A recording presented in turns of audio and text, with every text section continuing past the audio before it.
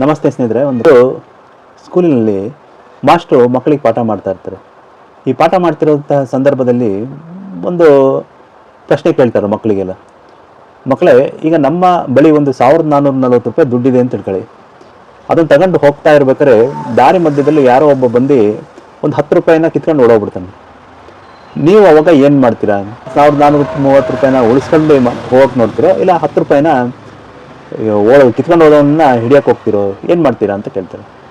ಅದಕ್ಕೆ ತುಂಬ ಜನ ಸ್ಟೂಡೆಂಟ್ಸ್ಗಳು ಹೇಳ್ತಾರೆ, ಇಲ್ಲ ಇದೇನು ₹10 ನಮ್ಮ ದುಡ್ಡಲ್ಲ ಗುರುಗಳೇ, ನಾವ್ಯಾಕೆ ಬಿಡಬೇಕು, ಅವನನ್ನು ಅಟ್ಟಿಸ್ಕೊಂಡು ಹೋಗ್ತೀವಿ ಅಂತ.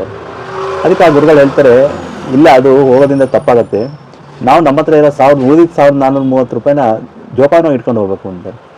ಇದನ್ನು ಕೇಳಿದ ಒಬ್ಬ ಹುಡುಗ ಎದ್ದು ನಿಂತು ಕ್ವಶನ್ ಮಾಡ್ತಾನೆ, ಮಾಸ್ಟ್ರೆ ಈ ₹1430 ಅದೇ ನಮ್ಮ ಹತ್ರ ಇರೋ ದುಡ್ಡು ಉಳಿಸ್ಕೊಂಡು ಹೋದ್ರೆ ಮಾತ್ರ ಇದಾಗುತ್ತೆ, ಆ ₹10 ನಮ್ಮದೇ ಅಲ್ವಾ ಅಂತ ಹೇಳ್ತಾನೆ. ಅದಕ್ಕೆ ಮೇಷ್ಟ್ರು ಹೇಳ್ತಾರೆ, ಇಲ್ಲ ಮಗು, ನಾನು ಹೇಳ್ತಾ ಇರೋದು ದುಡ್ಡಿನ ವಿಚಾರ ಅಲ್ಲ.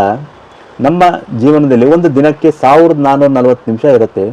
ಈಗ ನಾವು ಜೀವನ ಮಾಡಬೇಕು ಅಂತ ಅದನ್ನು ಮುಂದೆ ಹೋಗ್ತಾ ಇರ್ತೀವಿ. ಅದನ್ನ ಸಮಯದಲ್ಲಿ ಯಾರು ಒಬ್ಬರು ಬಂದ್ಬಿಟ್ಟು ಒಂದು 10 ನಿಮಿಷ ನಮ್ಮ ಜೀವನನ ಡಿಸ್ಟ್ರಾಕ್ಟ್ ಮಾಡೋದ್ರಲ್ಲಿ ನಮಗೆ ಬೈಯೋದು, ಇಲ್ಲರೆ ಏನೋ ಮಾನಸಿಕವಾಗಿ ಹಿಂಸೆ ನೀಡೋದು, ಏನೋ ಒಂದು ಕೃತ್ಯವನ್ನು ನಡೆಸಿದಾಗ ಅವಾಗ ಏನು ಮಾಡ್ತೀವಿ ನಾವು ಇಡೀ ದಿನ ಆ 10 ನಿಮಿಷಕ್ಕೆ ಅವ್ರು ಅಂದಿದ್ದನ್ನು ಹಿಡ್ಕೊಂಡು ಉಳಿದ 1430 ನಿಮಿಷನೂ ನಾವು ಹಾಳು ಮಾಡ್ಕೊತೀವಿ.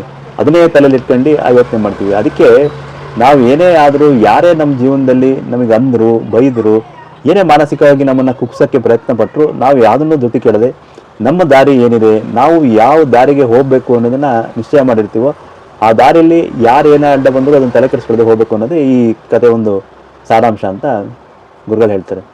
ಅಲ್ಲ ಸ್ನೇಹಿತರೆ, ನಮ್ಮ ಜೀವನದಲ್ಲೂ ಅಷ್ಟೇ, ನಾವು ಯಾರೋ ಅಂದರು ಏನೋ ಮಾಡಿದ್ರು ಅಂತ ದಿನ ಇಡೀ ಅದೇ ಯೋಚನೆ ಮಾಡ್ಕೊಂಡು ಉಳಿದಿದ್ದ ಜೀವನನೂ ಹಾಳು ಮಾಡ್ಕೊತೀವಿ. ಅವನ್ನೆಲ್ಲ ಬಿಟ್ಟು ಎಲ್ಲ ಚೆನ್ನಾಗಿರೋಣ. ಏನಂತೀರ? ಧನ್ಯವಾದಗಳು. ಸಾಧ್ಯವಾದಷ್ಟು ರೀಲ್ ಶೇರ್ ಮಾಡಿ, ಆದಷ್ಟು ಸಬ್ಸ್ಕ್ರೈಬ್ ಮಾಡಿ. ಧನ್ಯವಾದಗಳು.